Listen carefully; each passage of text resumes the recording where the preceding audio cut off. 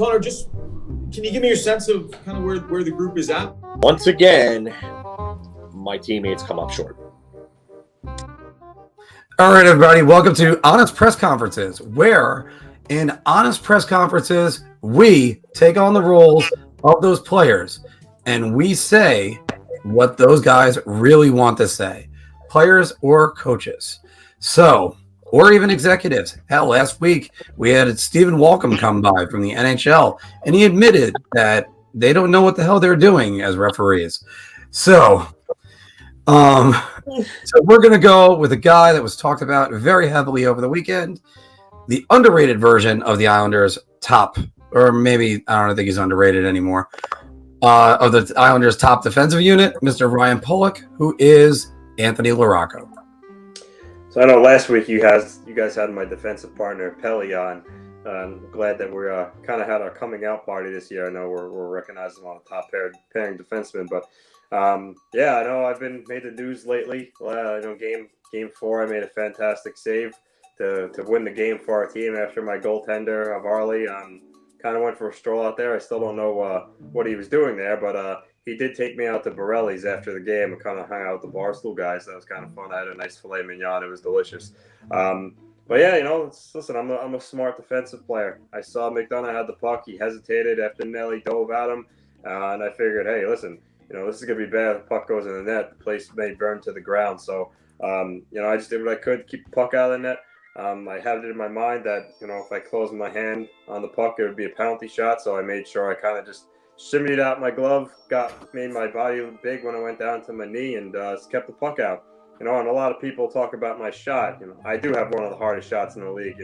I think you put my clapper up against Weber, and I think I'm harder. Hopefully, if I actually make the skills competition, which I should be in, I can prove that next year. But I can shoot the puck really hard. Hell, in game 1, I put my clapper straight through Vasilevsky, hit him, and just keep going right on into the net. But aside from my offensive game, I took strides defensively. I got a lot better, and I think the play the other night was the culmination of that. And hey, you know what? Maybe next time people talk about Norris trophies, I'll get some votes along with my partner Pelech, because we're two of the best, and I'm glad that I was able to help my team win. And we got shellacked last night, but you know what? We felt bad for Tampa Bay. We kind of demoralized them on my save at the end of game 4. So I figured they may commit suicide if we beat them again. So we took the night off. We had a couple of drinks on the beach, and Barzy was hilarious, and Uncle Leo was telling us jokes. But I'm not going to tell you those guys on air. I wanted to keep this PC. But we'll come back to the barn, and game 6 we're going to take care of Tampa Bay, and we're going to go on to a game 7. And hey, I'll make that save again if you guys want to see it, so I can make anything happen. But I'll take some questions. Actually, can you do me a favor? Can you reenact that save, going from what your thoughts were initially when you see Ryan McDonough, and if you could do it also in a slow motion of your thoughts as you're trying to knock that puck out? So what are you asking me to do? Just reenact that moment. Physically? Yeah, even a little bit physically. You got to describe it too. Well, I said to myself, holy crap, what is my idiot goaltender doing? And then for a minute, I thought about, what I was going to have for my post-game meal. I was debating between shrimp or some steak, and then I kind of lightning bolt went off my head. I'm like, oh shit, we're going to lose the game. So I got on my horse. I kind of just got down on my knee, had my glove like that, and I got it out of harm's way. But hey, it was a great play by myself, and like I said, I'll do it again if you guys want me to. I mean, I prefer not. Well, we might need you to, because maybe get a little action movie moment, like a no. Yeah.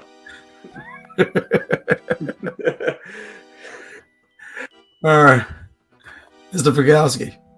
Oh, Ryan, I got a 2-part question for you. Sure. Borelli's?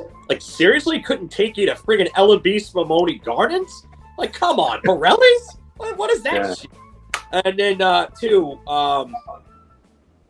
Ruth's Chris or Jimmy Hayes or Sparky's? What steakhouse is Varley taking you to, bud? Well, I know there's a lot of more illustrious ones out there, but with Borelli's getting some airtime with the Twitter accounts with David Portnoy and how last round against Boston, they were coming there, we were going there, and it's been a hot spot. It's right down the road from the Coliseum, and hey, we're gonna have some drinks when we're there too. We want to be responsible. We don't want to be driving too far after our meal. So we kept it close. And also too, Varlarmov likes to bet on the horses every now and then. So sometimes, he's light in the pocket. So I didn't want to, string him out of all his money. So I'm a nice guy like that. I said, don't worry, Varley. You don't got to take me to a 5-star restaurant. And, I'm a Western Canadian boy. Just give me a cold brew and steak, and I'll be happy. This comment comes from Chris. It's a little bit cold. If you had cleared that puck, you wouldn't have had to save that puck. Yeah, I wanted to. That's true. I could have. I really with 10 seconds left on the clock when I got the puck behind it, and I really could have just ate it at that point, kept it in my feet along the boards, and run the clock out. But I wanted to make things interesting, so I figured I'd throw around the boards and see what happened. It was kind of playing roulette, but can't be perfect. No, you can't be, but again, hell of a play. Thank you very much, Ryan. Thanks, Ryan. No problem. And now I'm going to be Pete DeBoer, coach of the Las Vegas Golden Knights.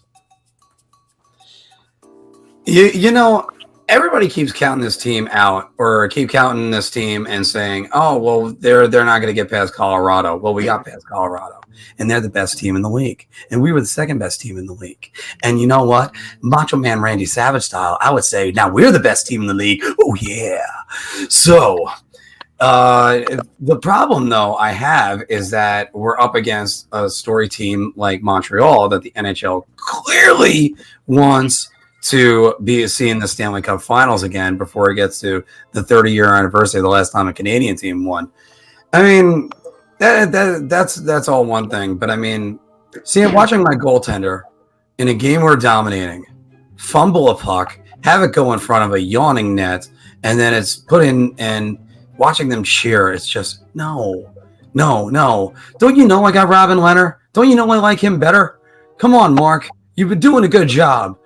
I mean, and then, so that's what I did. I went to Robin, and you know what? He was outstanding. He looked like he was back when he was on the Islanders a few years ago. So it's one of those things where I just think, give me the chance to show that I'm a great coach, and I'll finally get my team to win a cup.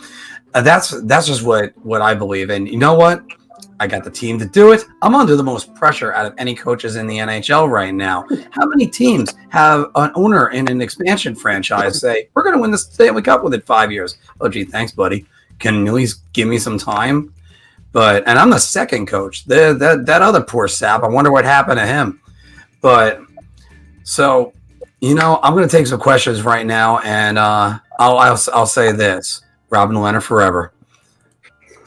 Well, Peter, some would say that you have a history of getting to that final round and not being able to get the job done. Maybe you would say you call it a finishing problem. What do you have to say about that? Look, you got to get to the top of the mountain in some way. And sometimes you just can't get over that hill. I mean, it used to happen for a lot of great coaches, sort of like Tony Dungy. And he needed Peyton Manning. He needed to be in the right situation. And I think right now I'm in the right situation. Now that I'm starting Robin Leonard, I don't have to worry about that, slacker Fleury. And he was only nominated for the Vezina. He's only been a legend on this team. But that's why when I was just like, yeah, give me that guy, the one that's 6'10", and he can stop every single puck. But, and last year, Fleury wasn't that great for us, and I had to rotate the goalies back and forth, and we were nearly eliminated by Thatcher Demko. But it's a tough situation to be in because everybody expects us to win. And sometimes we look great. But you know what? People want to talk about me not developing or getting to a certain level and then not getting over it. How about me developing defensemen? Did you ever hear Shea Theodore's name before I got here? No. How about Alex Pietrangelo playing some great offensive hockey right now? And you know what? I don't even know what happened to the guys that I left in San Jose, Burns and the other one. I I think his name was Carlson. He was pretty good a while ago, but I don't know. It's just as far as I know, I get my team and then they choke. I don't know. I mean, you might call me the non-French version of Alain Vigneault, but I don't know. It's something. I'm hoping my team gets over the hill this year, and I never have to hear about questions about my team stalling ever again. Peter, you obviously coach a team in Vegas, Sin City. It's one of the best cities with nightlife. Just curious, based on some of the things you do, it would actually make sense. But do you happen to go out to the famous Peeler Sapphire there, and maybe hit up the Bellagio and some of the other casinos and have some beers, and then you coach drunk, and also a lot less money in your pocket from spending at the strip club before games?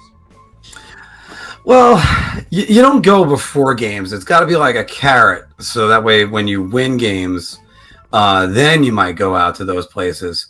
I do like a little bit of blackjack, a little bit of Texas Hold'em, a lot of it. That's a new phrase. You go ahead, use it.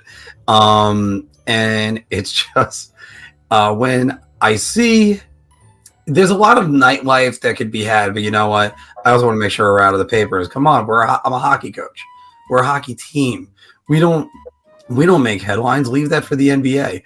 So it's just that's just what I remember, or I look at my city, my vibrant city that is awesome in every single way. But we had a great suburbia too. So that's just great to have. And you know what? We got more questions that are coming in right now. Mr. DeBoer, when Tortorella said you should just shut up, did you contemplate listening to him?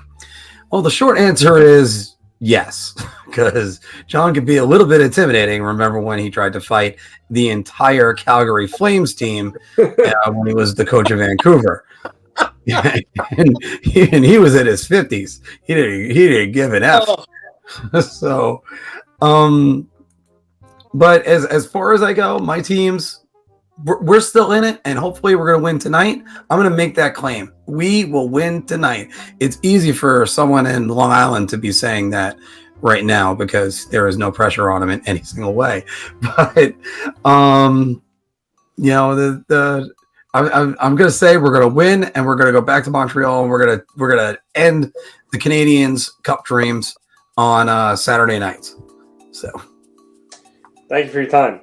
Thank you. You suck.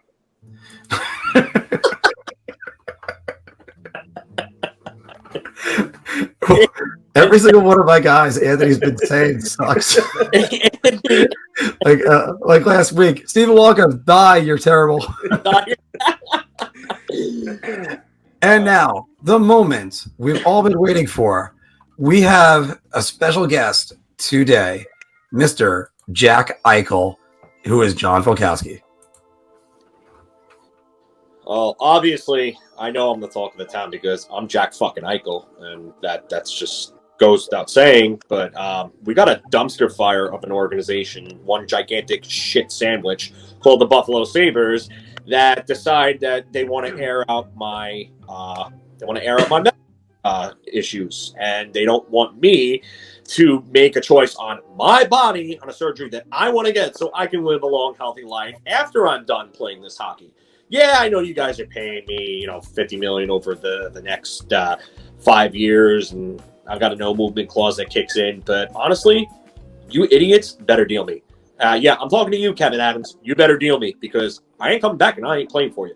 Especially not after you told me that you want players that want to be here. You know what? I don't want to be there because you guys made a mockery of me. You treated me the way that the Philadelphia Flyers treated Eric Lindros back in 2000. And now everything is out in the open. So you guys just shot yourself in the foot, and whatever value you think you're going to get from me, you're not going to get from me. Because I'm going to make this hard on you like you've made my life hard for me. So now you reap what you sow, like Rage Against the Machine said, and you're going to deal with this.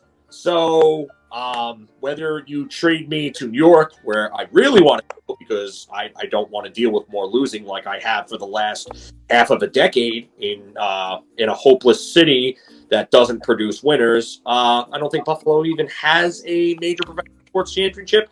Oh, that's right. The Bills went, 3 times in a row to the Super Bowl, and they lost. We went to the finals in 75 and 75 and in 99, and we had the best goaltender of all time in 99, and still lost. Brett Hull, whatever. I like Brett Hull. I'm cool with him. I'm also cool with getting the fuck out of Buffalo. So, I'll take questions here. Whoever's got questions for the man, Jack Eichel over here. So, Jack, you said that you were going to make their lives a living hell now, but as you pointed out, your no movement clause doesn't kick in for another year. So Buffalo could trade you to Seattle, they could trade you to Arizona, they could trade you to Detroit. So how would you feel if Buffalo traded you to a location that was another, let's just say less desirable or a non-contender? Hey, Slapnuts, you ever hear of an agent? You know what agents do? They leak things. I could turn around and tell them that I won't play for them. Because why do I want to play for a shithole like Detroit? They are back to the Dead Wings era again. I'm not going to play for them. Where did you say Seattle? Seattle doesn't even have a team. They don't have a team yet. How are they going to deal me there? If Kevin Adams did that, if I was Terry Pegula, I'd fire him the second after that deal was consummated.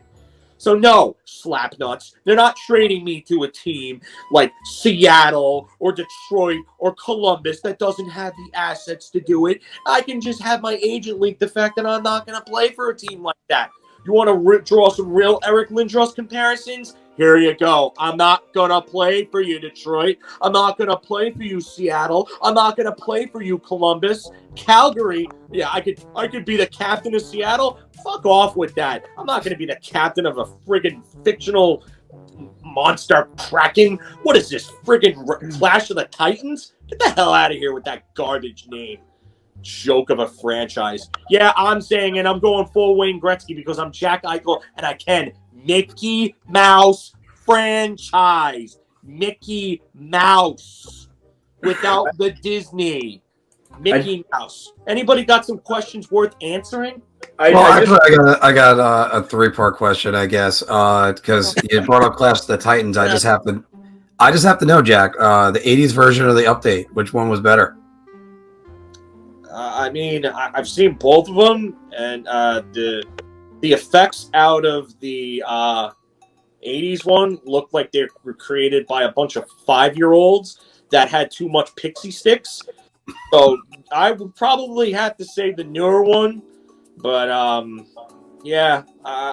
don't like shitty visual effects. No thanks to the '80s one. All right, well, here's my question for you. Go ahead. Two parts. 1, how's the neck? And 2, are you ready for all the pressure you're going to put on yourself by requesting the trade, probably the most publicized trade in the NHL this millennium, and all the pressure you're going to put on yourself going to a new organization that's going to want you to win and then seemingly right away? First of all, what kind of question and how's the neck? You already know how my neck is, asshole.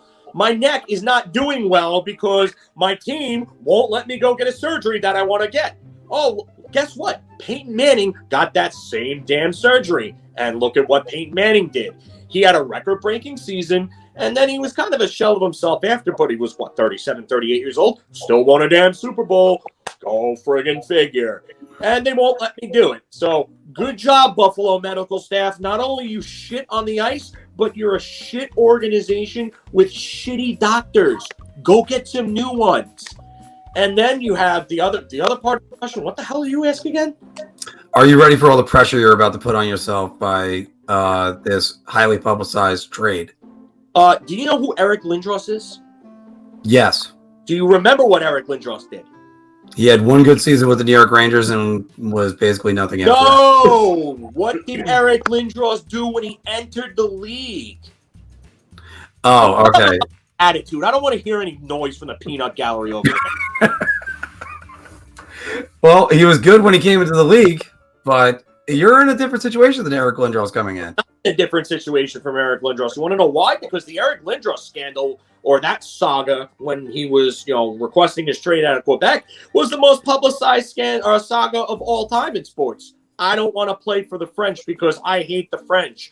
My parents hate Francophones. My parents make all of my decisions for me. Canada hates me because I don't want to play there. You know what? Screw that. I have less pressure on me. I'm going to go to a market like New York because I want to play. I'm going to have Mika Zibanejad around me. I'm going to have Artemi Panarin. I'm going to have Alexis Lafreniere because dumbass Kevin is not going to get Kakko or anybody alike. And Adam Fox, who the hell thought you were getting Adam Fox from me? I plummeted my value to such a low that I probably have less value than a gum stuck to someone's shoe on a New York City sidewalk. So get the hell out of here when you think you're getting Adam Fox. Guy's going to win the Norris Trophy this year. Freaking you thought you'd get Adam Fox from me.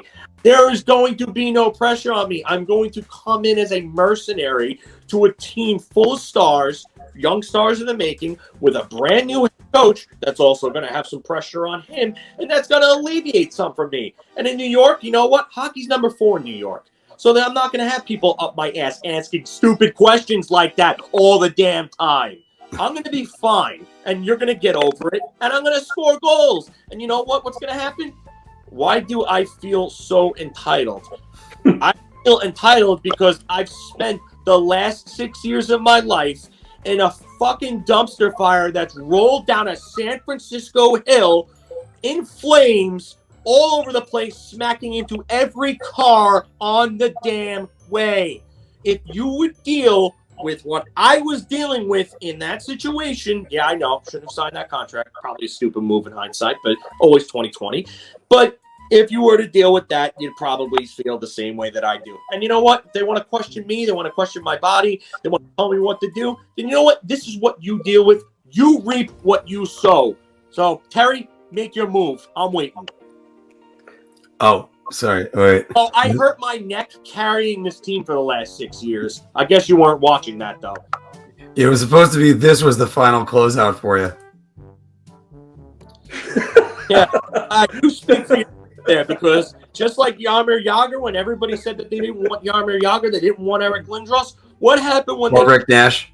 Or Rick Nash. Oh, yeah, Rick Nash is actually an even better one. The "we don't want you" chants. I bet you do doing those chants too, huh? What's your name? Gold Silverberg? What? I don't know what your name is. You're a hack. You're a loon. So get out of here with your "we don't want you" fuck off bullshit.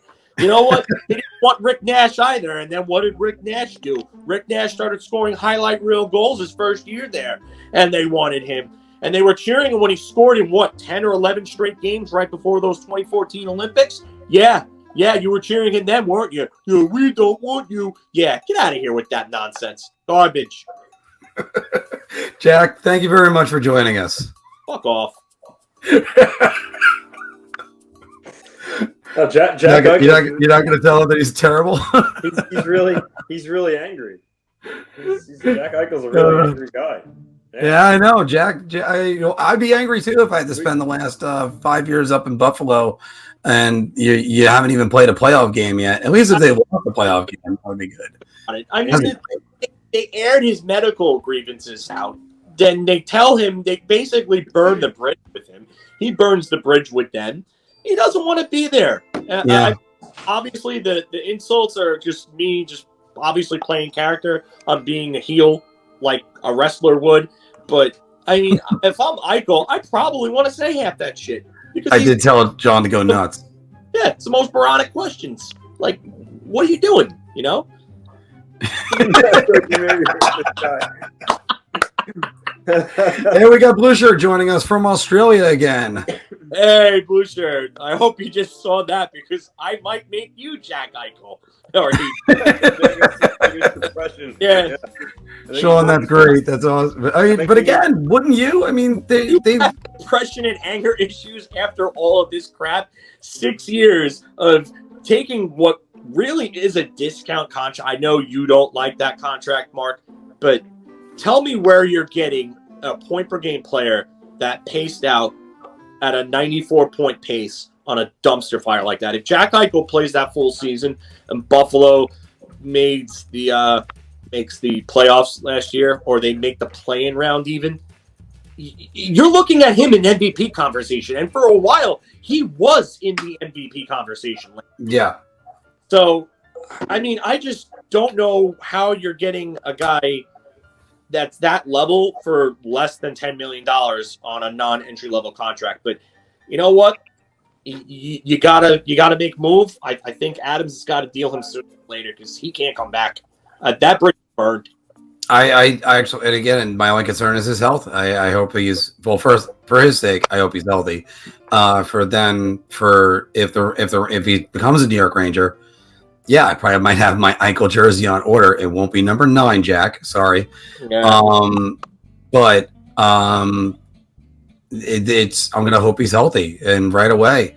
And I would love to see another Mark Messier that comes in. That's that superstar. That's who we want. And somebody that's willing to take the bull by the horns.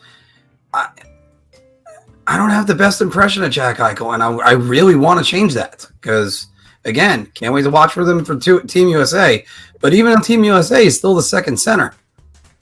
A team that's not deep at center. No, they're very deep this time around. This has the potential. Yeah. No. And Buffalo summers don't get all that warm, buddy. But, and you're right about that. The Rangers are still in the mix. Yeah, they're absolutely still in the mix. I don't care what Larry says. They're in it, and they'll be in it. But listen, USA, they're going to be a deep team. And this USA crop, I know I've mentioned it in a previous editorial, they have the chance to be arguably the greatest crop of USA players ever. Because, I mean, add the Modano, Leach, Chelios, Guerin, Kachuk, Amante crop. That was a great crop, too. That's a legendary crop. But I think some of these guys have the potential to be overall up and down even better. Yeah, I would. Yeah, Mika. You'd be insane not to. But Blues, I can tell you this: Zibanejad is 1 year away from UFA. So why would Buffalo want to trade for Zibanejad when they know there's no good reason why he would stay there? So. I brought this up originally in our first video about this, and that Mika Zibanejad, I could find him in there. Here's a reason why Buffalo would want him, but they would have to re-sign him right away. Make sure that they're keeping him for a while, because they're going to want an NHL center back and a top NHL center. And I just don't know if the Rangers want to put Mika Zibanejad in there. And especially that we saw who he is on the way back. For Eichel is to add him to your center group with Zibanejad. That's what you want to do. You want to develop your centers through the middle. I mean, look at all the playoff teams that are still playing. It proves you have to be deep at center. You have to have 4 good centers from 1 to 4 that can play the game. So trading Zibanejad, yeah, you're getting Eichel, but now you still have a gaping hole at center though. So yeah. If you like that video, we got a lot more. So check out any of these that are right over here. And don't forget to like, share, and subscribe. Your ideas are intriguing to me, and I wish to subscribe to your newsletter.